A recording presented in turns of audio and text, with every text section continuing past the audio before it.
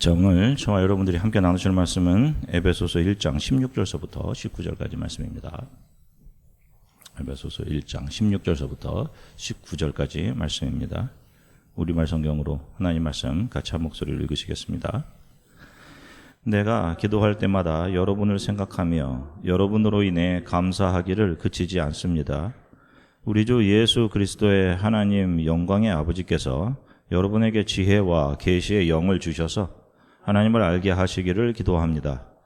그가 여러분의 마음 눈을 밝게 하셔서 하나님의 부르심의 소망이 무엇이며 성도 가운데 있는 하나님의 유업의 영광의 풍성함이 무엇이며 하나님의 힘의 능력의 역사하심을 따라 믿는 우리를 위해 베푸신 하나님의 지극히 크신 권능이 어떠한지 여러분으로 알게 하시기를 기도합니다. 아멘. 할렐루야. 여러분 한 주간 동안 평안들 하셨습니까? 예. 자, 오늘 본문은 특별히 바울이 목회자로서 성도들을 생각하며 하나님께 기도했던 그 기도의 내용들입니다. 보면 목회자로서 성도들의 영혼을 생각하는 바울의 간절함이 그 안에 고스란히 담겨져 있습니다. 자, 오늘 본문에는 부름이라는 단어가 나와요. 자, 여기서 부름이라는 말은 단순히 누군가의 이름을 부르다 라는 그런 의미가 아닙니다. 여기서의 부름이라는 것은 특정한 목적을 이루기 위해 어떤 사람에게 역할, 사명을 부여하기 위해서 그들을 초청하는 행위를 부름이라고 해요. 그리고 이 부름이라는 것에는 아주 분명한 특징이 있습니다. 자, 먼저 부르는 주체가 반드시 존재하죠. 누군가가 불러줘야 하는 것이죠. 그리고 그 주체가 원하는 부름의 목적이 존재합니다. 목적을 가지고 특정한 사람들을 부르시는 것이죠. 자, 한국의 청년들은 일정한 나이가 되면 국가의 부름을 받아서 군인의 임무를 하게 됩니다. 자, 이 부름의 주체는 국가입니다. 이 부름의 목적은 무엇이죠? 외부의 침략으로부터 나라를 지키는 일입니다. 국가 방어죠. 이것이 바로 이 부름의 목적입니다.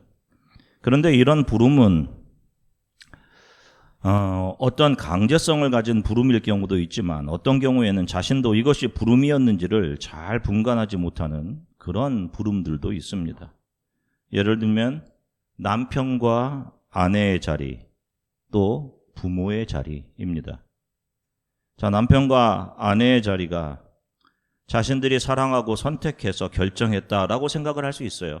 세상에 속한 사람들은. 그러나 사실 이것 역시 부름입니다. 자, 하나님을 알지 못하는 사람들도 남녀가 만나 결혼하는 것에 대해서 어떤 말을 사용하냐 하면 천생연분 이런 말을 사용합니다. 이게 무슨 말이에요? 그들이 하나님, 예수 그리스도는 알지 못한다 하더라도 천생연분이라는 말은 하늘이 짝을 지어주었다 이런 말이에요. 남편과 아내의 자리로 가는 것은 하늘이 정해준 것이다. 하늘이 배정해준 것이다. 라는 것입니다. 부름의 주체가 존재하는 것이죠. 자, 그러면 그 부름의 목적은 무엇이겠습니까? 남편과 아내로 부르는 목적. 단순히 사랑해서 즐겁게 잘 놀고 잘 지내기 위함일까요? 아니죠. 세상 사람들도 결혼을 해서 남편과 아내의 자리로 가는 것에 대한 목적을 분명히 정의합니다. 여러 가지로, 사회적인 관점에서, 여러 가지 관점에서. 자녀를 낳고 키워서 종족을 번식하고 사회를 유지해가는 것. 이것이 남편과 아내로 부른 부름의 사회적인 목적이죠. 부모와 자녀 간의 관계 역시 마찬가지입니다. 예수님을 알지 못하는 세상 사람들도 부모와 자녀의 관계를 천륜의 관계 이렇게 표현을 해요. 천륜의 관계. 무슨 뜻입니까? 하늘이 맺어준 끊을 수 없는 관계라는 뜻입니다. 그들은 예수님이 아닌 하늘이라는 말로 모호하게 표현했지만, 자, 그런 이들의 표현 안에는 부모의 자리 역시 부름, 이 맞음을 반증하고 있는 것이죠. 자, 이 부름이라는 것에는 아주 오묘한 특징이 있습니다. 그게 강제적 부름이든 그렇지 않든 부름 안에는 그 부름의 목적을 이룰 아주 강력한 힘이 그 안에 이미 내재되어 있어요. 그러니까 부름과 동시에 그 부름의 목적을 이루어갈 힘이 그 안에 주어진단 말입니다. 자, 군대 다녀오신 분들은 뭐 이런 얘기 많이 들어봤을 겁니다. 군대에서는 되는 것도 없고 안 되는 것도 없다. 뭐 좀 약간 우스갯소리처럼 들릴지 모르겠지만 한창 피어날 젊음의 시기에 강제로 부름을 받고 왔기 때문에 사실 그 안에서 일들이 뭔가 잘 안 될 것 같단 말이에요. 그런데 이상하게 다 돼. 최상급은 아니더라도 중요한 순간에 안 되는 게 없어요. 부족한 순간에도 뭔가 발휘되는 힘이 있는 겁니다. 그 안에. 그 힘이 바로 사명감이에요. 그 사명감 때문에 특별한 희생과 헌신이 나오게 되는 거예요.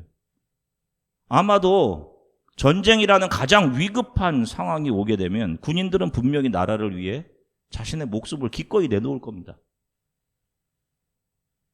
그렇게 부름의 목적을 이루기 위해 자신을 내어주는 것은 개인적인 측면으로 한번 생각을 해보면 희생이며 손해란 말입니다. 그런데 참 군인이라면 그들이 기꺼이 이 일에 자신을 헌신한단 말이죠. 그 부름 안에 자신을 불러준 주체인 나라와 그 자신을 불러준 주체가 자신을 부른 목적을 이루려고 하는 강한 마음, 사명감이 희생과 손해를 오히려 기쁘게 감수해낼 수 있게 하는 것이죠. 부모의 자리도 마찬가지입니다. 사람들은 이게 부름의 자리인지 잘 모르죠. 어떻게 살다 보면 부모가 되는 거지?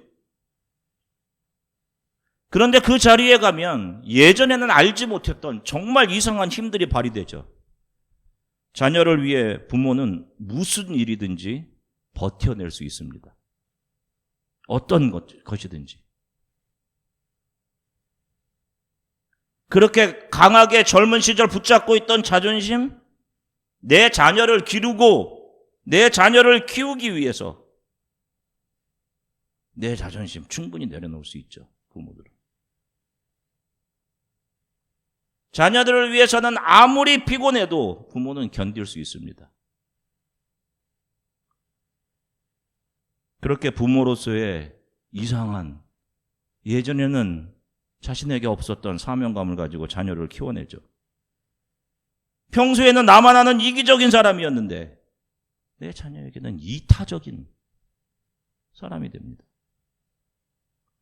부름의 목적을 이루도록 작용하는 이상한 힘. 사명감이 그 부름 안에 이미 주어져 있는 겁니다. 그 이상한 힘이 만들어내는 것이 희생과 손해예요. 이 힘들이 부름의 목적을 완성할 수 있도록 이미 그 부름 안에 주어져 있던 거죠. 자, 오늘 본문에서 바울은 자신이 사랑하는 크리스찬들을 위해 기도하면서 하나님, 저들이 물질적으로 부유해지게 해주세요. 라든지 하나님, 저들이 로마 사람들보다 더 이 세상에서 성공하게 해주세요. 이런 내용의 기도가 아니라 하나님, 저들의 마음의 눈을 밝게 해주셔서 하나님의 부름이 있음을 알게 해주십시오. 이렇게 기도를 합니다. 지금 저들의 환경은 많이 힘들고 로마는 크리스찬들을 박해하고 그럼에도 불구하고 어떤 크리스찬들은 그래도 세상에 잘 정착해야 하지 않나, 성공해야 한다라고 하는 소리들 속에서 살고 있지만 하나님께서 저들을 거룩한 하나님의 자녀로 부르셨다는 그 부르심을 잊지 않고 살아가게 해주세요. 이 기도를 간절하게 드리고 있는 거예요. 자, 여러분들은 어떠십니까? 주어진 환경과 시대는 다르지만 하나님께서는 지금 이 시대에 우리를 하나님의 자녀 크리스찬으로 부르셨습니다. 여러분 어떠세요? 하나님께서 여러분들을 하나님의 자녀로 부르셨다라고 생각을 하십니까? 여러분들을 향한 하나님의 부르심이 있다라고 생각을 하세요? 아니 혹시 많은 교회 다니는 사람들 가운데 나는 내 생각과 내 의지로 교회를 선택하고 교회에 다니고 있다라고 생각하는 사람들이 많을 수 있습니다. 바울은 참 크리스찬들을 향한 하나님의 부르심이 분명히 있다라고 합니다. 그리고 우리들이 그것을 잃어버리고 살면 안 된다라고 하죠. 그리고 저들의 마음의 눈을 밝게 해주셔서 하나님의 부르심을 알게 해주십시오라고 기도합니다. 여러분, 마음의 눈이 흐리다는 것, 마음의 눈이 흐리다는 것은 우리들의 육체의 눈이 너무 밝아서 육체의 눈에 보이는 것에 우리들의 욕망을 두고 따라 살아가는 것을 의미할 것입니다. 이것은 마음의 눈이 밝지 못한 상태에서는 자신을 향한 하나님의 부르심이 있음을 알 수 없다라는 그런 의미이기도 하죠. 자, 하나님께서 우리를 하나님의 자녀로 부르시면은 분명한 목적이 있습니다. 그 목적은 우리를 통해 하나님의 영광을 드러내는 것입니다. 앞에 보시면. 우리들을 하나님의 자녀로 삼으셨다면, 부르셨다면 저와 여러분들은 지금 분명히 하나님의 부르심 안에 있는 거예요. 그렇다면 우리가 좀 전에 살펴본 세상의 부름에 적용했던 것들을 한번 여기에 적용해 보겠습니다. 부름에는 무엇이 있다라고 얘기했죠? 부름의 주체. 그러면 저와 여러분들을 부르신 부름의 주체는 누구시죠? 하나님이십니다. 그리고 부름에는 반드시 목적이 있다라고 했죠? 성경에 의하면 하나님께서 우리를 부르신 하나님의 자녀로 삼으신 목적은 무엇이라고 하죠? 우리를 통해 하나님의 영광이 세상에 드러나는 것. 자, 에베소서 1장 11절서부터 12절 같이 읽겠습니다. 모든 일을 그의 뜻의 결정대로 일하시는 이의 계획을 따라 우리가 예정을 입어 그 안에서 기업이 되었으니 이는 우리가 그리스도 안에서 전부터 바라던 그의 영광의 찬송이 되게 하려 하심이라. 아멘. 보세요. 우리들의 부름의 목적은 우리가 하나님의 영광의 찬송이 되는 것. 우리들 스스로가 매일의 삶에서 하나님께서 나에게 주시는 모든 상황에 대한 인정, 그리고 감사와 찬사를 하나님께 올려드리는 것. 그리고 우리의 존재와 우리들의 삶의 모습이 하나님의 영광을 증명하는, 하나님의 사랑을 증명해내는 찬송, 노래 그 자체가 되는 것. 이것이 우리를 하나님의 자녀로 부르신 부름의 목적입니다. 자, 이 하나님의 부르심 안에서 나의 삶을 바라본다면 우리가 있는 부모의 자리 역시 누가 부르신 거죠? 전능하신 하나님께서 우리를 부모의 자리로 불러주신 것이죠. 부모의 자리를 놓으시고 자녀를 우리들에게 위탁해 주시는 겁니다. 그렇기에 부모의 뜻과 목적이 아닌 누구의 뜻과 목적대로 자녀를 키워가야 되는 거예요? 하나님. 하나님을 알지 못하는 사람들은 자신의 생각과 뜻, 성공해야 한다 라고 생각하는 그 부모의 생각과 부모의 경험에 자기 자녀들을 맞추어 가려 하는 거죠. 부모의 자리에 주체가 자기 자신들이기 때문에. 교회 다닌다고 하면서도 이곳 미국에 와서 자녀들을 이 세상 사람들이 성공이라고 정의해놓고 가는 길, 그 길을 따라가게 하려는 그런 부모들 참 많이 봅니다. 아니죠. 부모인 여러분들의 경험과 지혜가 더 뛰어나겠습니까? 아니면 하나님의 지혜와 경험이 더 훌륭하겠어요? 자녀들은 하나님께서 우리 부모들에게 맡겨주신 겁니다. 위탁. 우리의 소유가 아니죠. 부름의 주체가 하나님. 그리고 크리스찬인 우리를 부모로 부르시고 우리들에게 자녀를 맡겨주셨다면 우리 부모들에게 믿음으로 그들을 잘 키워낼 힘도 그 안에 주셨음이 분명합니다. 세상의 유혹과 소리와 그것들에 미혹되지 않고 자녀들을 하나님께 맡기고 세상은 이렇게 해야 한다, 이렇게 해야지 성공한다 라고 하는 소리들 속에서 내 자녀들에게 하나님의 말씀과 기도와 예배의 중요함을 가르치며 그들을 위해 울며 기도하는 그 신앙의 힘, 아무것도 아닌 것처럼 보이는 그 신앙의 힘, 기도의 힘들이 분명히 그 부르심 안에 넣어주신 크리스찬들의 힘인 거죠. 그 힘으로 자녀들을 양육해 가셔야 하는 겁니다.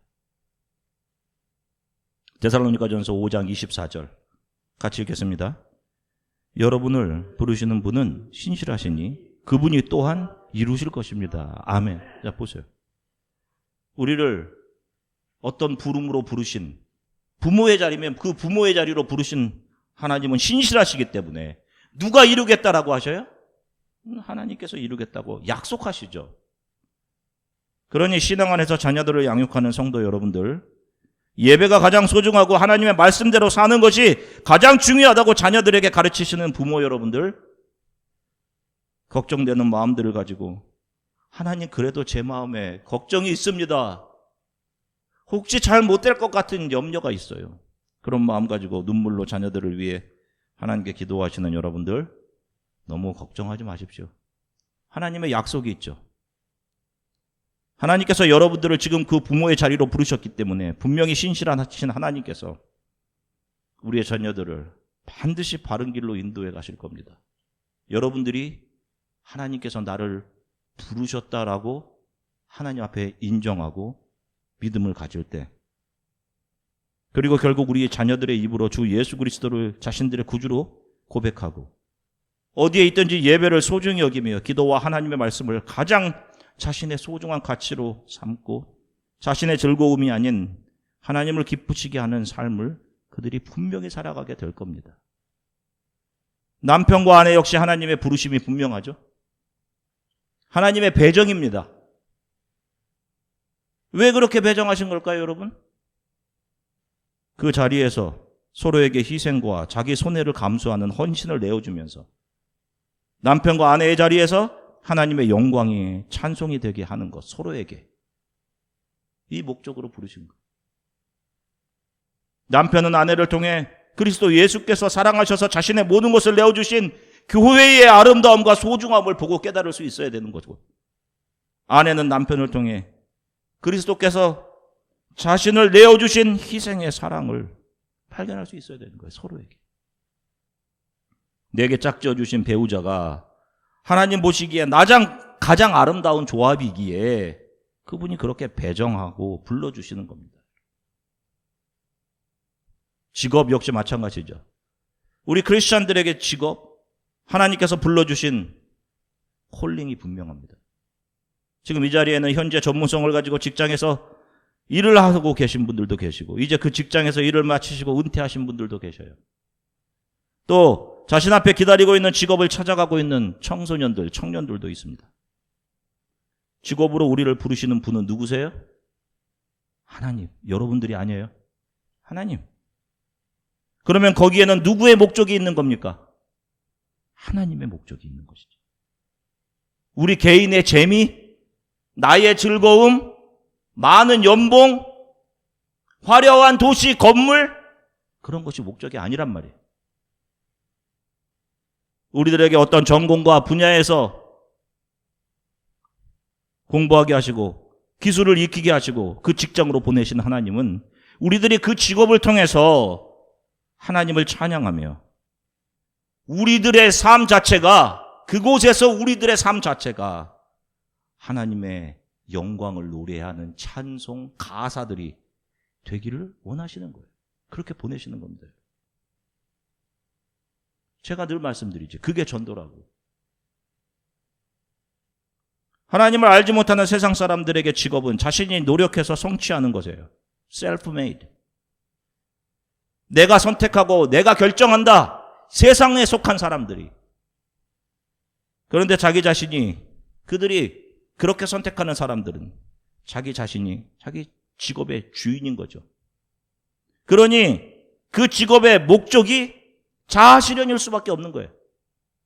생존, 내가 다른 사람들에게 인정받고 더 많은 연봉 받고 높은 자리로 올라가는 것, 명성을 얻는 것, 이런 거지. 그리고 그걸 이루면 교만해집니다, 사람이. 교만해져. 내가 주인인데. 내가 이렇게 쟁취해서 얻었는데 교만해져. 자기도 모르는 사이에. 또 그거 이루지 못하면 심하게 절망하고 분노합니다. 그 분노를 가족과 다른 사람들에게 쏟아내. 우리 크리스찬들에게 있어서 직업은 콜링, 하나님께서 여러분들을 불러주신 하나님의 부르심입니다. 하나님께서 배정해 주신 거예요. 그리고 그 부르심 안에는 목적이 있죠. 나의 목적이 아니라 하나님의 목적이겠죠. 나에게 배정하신 그 자리에서 많은 사람들에게 하나님이 어떤 분이신지를 삶으로 증거하는 것. 늘 말씀드리죠. 여러분들의 걸어온 삶은 마치 우리가 찬송가에서 찬송을 부르는 것처럼 여러분들의 삶이 걸어온 길들이 그렇게 가사처럼, 찬송처럼 삶에 아로 적혀 있는 거예요. 그걸 누군가 보게 되는 것이.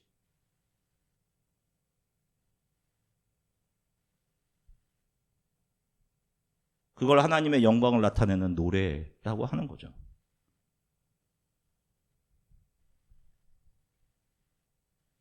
그러니 여기 아직 자신의 전공과 직업을 위해 고민하는 청년들과 청소년들이 있어요. 먼저 하나님께서 나를 부르셔서 어떻게 사용되기를 원하시는지, 하나님께서 나에게 어떤 삶을 살아가기를 원하시는지, 내가 나의 전공과 직업을 통해 어떻게 하나님께 영광이 되는 삶을 내가 살아갈지 여러분들 정말 진지하게 기도하면서 준비를 해야 돼요. 나의 즐거움이 아닌 하나님의 원하심. 1997년도 개봉했던 블록버스터 영화 중에 타이타닉이라는 영화가 있어요. 레오나르도 디카프리오와 케이트 윈슬렛 주연했던 영화입니다. 영화 뒷부분에 가면 사람이 그 타이타닉에 타기 전에 그 타이타닉이 가라앉을 거라는 상상조차 하지 않죠. 지금도 초대형 크루즈를 사람들이 아무런 걱정 없이 타고 다니는 것과 똑같이 그 거대하고 화려했던 타이타닉호가 완전히 기울어져서 가라앉습니다. 사람들은 살아남기 위해서 어떻게든 자기가 먼저 그 귀족, 노블했던 사람들의 그 에티켓은 다 어디 가고 자기가 먼저 구명보트 타기 위해서 다른 사람을 밀치고 때리고 총을 쏘고 치열하게 그렇게 움직이고 있었죠. 그때 그 배의 악단들 기억하시죠? 영화를 보신 분들. 승객들을 달래기 위해서 처음에는 신나는 렉타임 그 송들을 연주를 합니다. 그리고 배의 경사가 급격히 기울고 물이 발밑까지 차오르자 연주를 중단하죠. 그리고 악장이던 윌리스 하틀리가 단원들에게 수고 많았습니다. 다들 살 길을 찾으세요. 그러면서 아주 유명한 대사를 남기잖아요. 오늘 밤 당신들과 함께 연주할 수 있어서 정말 영광이었습니다. Gentlemen, it has been a privilege playing with you tonight. 이런 유명한 대사를 남기고 악단들이 흩어져요, 서로. 그런데 그때 홀로 남은 악장 하틀리가 그 자리에서 잠시 서 있다가 두 눈을 감죠. 그리고 바이올린을 들더니 연주를 시작합니다. 그 뒤로는 서로 자기가 살겠다고 먼저 구명 쪽 이 보트 타겠다고 소리 지르면서 폭력을 행사하고 도끼를 품어내고 있을 때 그가 조용히 연주를 시작해. 그가 연주를 시작하자 살 길을 위해 흩어졌던 단원들 역시 다시 돌아옵니다. 그리고 윌리엄 하틀리가 연주하는 곡을 함께 연주하죠. 그때 윌리엄 하틀리가 연주했던 곡이 혹시 기억하세요? 내 주를 가까이 하게 하면 Nearer my God to thee 입니다. 가사 한번 볼까요? 내 주를 가까이 하게 함은 십자가 짐 같은 고생이나 내 일생 소원은 늘 찬송하면서 주께 더 나아가기 원합니다. 배가 가라앉는 극심한 공포와 혼란 속에 사람들은 부자이건 학자이건 상관없이 자기가 살기 위해 시간을 이 발버둥 치면서 시간을 보내고 있었어요. 악장 하틀리와 단원들이 선택한 것은 하나님께서 자신들을 부르신 부름의 자리에 서 있는 것. 자신들에게 주신 악기로 마지막 순간까지 사람들에게 주 하나님을 전하고 찬양하는 것. 영화가 의도적으로 그렇게 표현한 것 같아요. 그 찬양, 그들이 연주하는 찬양이 울려 퍼지면서 배 안에 있던 모습들을 비춰주죠. 선장은 그 들리는 음악 소리를 들으면서 마지막 자신의 선장의 옷을 정갈하게 입고 키에 손을 잡죠.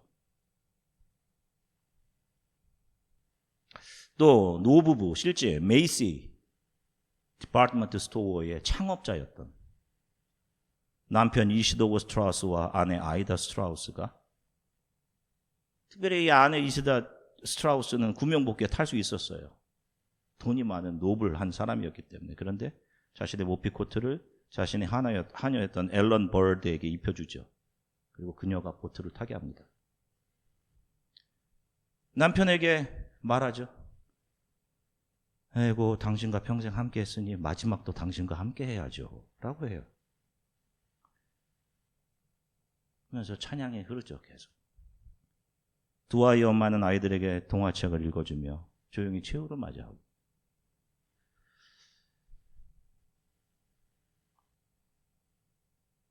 이들의 찬양이 삶의 마지막에 선 몇몇 사람들의 두려움을 평화로 바꿔주고, 그 찬양 속에서 자신을 내어줌을 발견하게 되고, 그렇게 내어주면서도 가장 아름다운 모습으로 최후를 맞이하게 하죠. 결국 하틀리와 악단원들은 살 수 있는 기회를 포기한 거 아닙니까? 찬송을 연주하고 죽어요. 이 악단과 윌리엄 하틀리가 실존 인물입니다. 메이시의 창업자도 마찬가지고. 영화를 보면 윌리엄 하틀리가 맨 마지막 이 연주를 마치고 자신의 바이올린을 가죽 케이스 안에 넣어서 자신의 몸에 묶습니다. 보시면 실제로 그 바이올린이 그 시체와 함께 발견되죠. 지금까지 보존되고 있어요. 저는 참 부족한 목회자이지만 정말 이런 삶을 살았으면 좋겠습니다.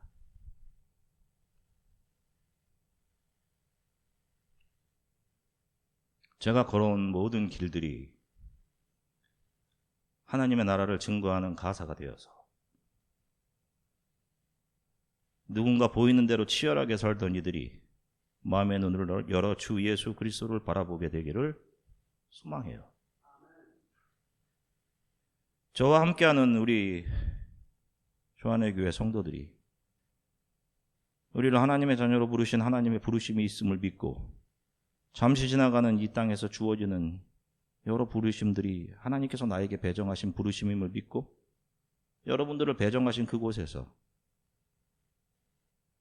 다른 많은 사람들이 여러분들을 통해 하나님의 사랑과 그분이 주시는 영원한 생명이 있음을 알게 되기를 간절히 소망합니다. 여러분, 이게 교회의 능력입니다. 건물과 그 안에서의 어떤 친교할 수 있는 어떤 친분들, 세상적인 교분,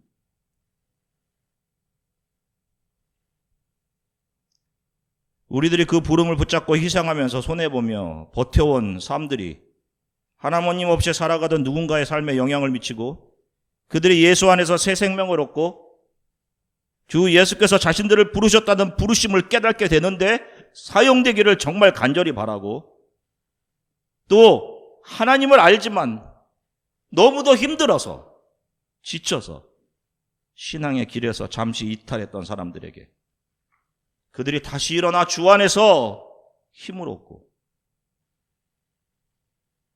마음의 눈에 선명함을 되찾아 이 신앙의 길을 다시 걸어가게 되도록 저와 여러분들의 삶이 사용되기를 간절히 소망합니다. 하나님의 부르심에는 절대로 후회나 실수가 없으셔요. 취소도 없습니다. 그리고 그 부름에는 반드시 견뎌낼 힘을 주십니다. 무엇보다 신실하신 하나님께서 그 부름을 반드시 이루어 가시죠. 하나님의 부르심이 있음을 믿고 매일 우리들에게 주어지는 부름들이 있어요. 학생으로서의 부름도 있죠. 자녀로서의 부름. 매일 우리들에게 부르신 하나님의 부르심이 있음을 믿고 그 부르심의 목적을 나의 거룩한 소망으로 삼고 살아가시는 우리 조안의 교회 성도들이 되시기를 주 예수 그리스도의 이름으로 간절히 축원합니다. 우리 함께 기도하겠습니다. 함께 기도하시고 성찬의 떡과 잔을 받겠습니다. 함께 기도했으면 좋겠어요. 하나님, 제가 눈에 보이는 대로 나의 즐거움과 나의 유익, 나의 명성을 채우며 살았습니다. 그런 동안 하나님을 바라보아야 할 나의 영혼의 눈, 나의 마음의 눈은 점점 흐려져 갔습니다. 주님, 저의 마음의 눈을 밝혀주십시오. 그리고 나를 향한 하나님의 부르심을 보게 해주십시오. 나를 하나님의 자녀로 불러주신 부르심이 있음을 믿습니다. 나의 삶이 나를 불러주신 하나님의 목적에 맞는, 나의 삶이 하나님의 영광을 드러내는 삶이 되게 해주십시오. 나의 삶을 통해 누군가 예수께서 주시는 영원한 구원과 그분의 조건 없는 사랑을 보게 하시고 신앙의 길에 지쳐있던 이들이 나의 삶에서, 내가 걸어온 삶에서 찬송처럼 울려 퍼지는 그리스도를 보게 되도록, 그리고 다시 힘을 내어 이 신앙의 길들을 잘 걸어가게 될 수 있도록 그렇게 하나님 우리들의 삶을 사용해 주십시오. 우리 이렇게 잠시 함께 기도하도록 하겠습니다. 사랑해 주님 감사합니다. 주님, 사도 바울이 간절한 마음으로 에베소 교회의 성도들을 위해 주님께 기도했습니다. 하나님, 저들의 영혼의 눈, 저들의 마음의 눈을 밝게 해주십시오. 그래서 하나님의 부르심이 있다는 사실을 저들이 알게 해주십시오. 주님, 우리의 눈을 밝혀주십시오. 주님, 나를 향한 하나님의 부르심을 보게 해주십시오. 나를 하나님의 자녀로 부르신 것, 그 부르심을 믿습니다. 하나님의 자녀로 나의 삶을 통해 하나님의 목적에 맞는 내 삶이 하나님의 영광을 드러내는 삶이 되게 해주십시오. 어떠한 상황 속에서도 나의 삶은 조건 없는 사랑과 용서와 하나님의 성품을 드러내는 삶이 되게 해주십시오.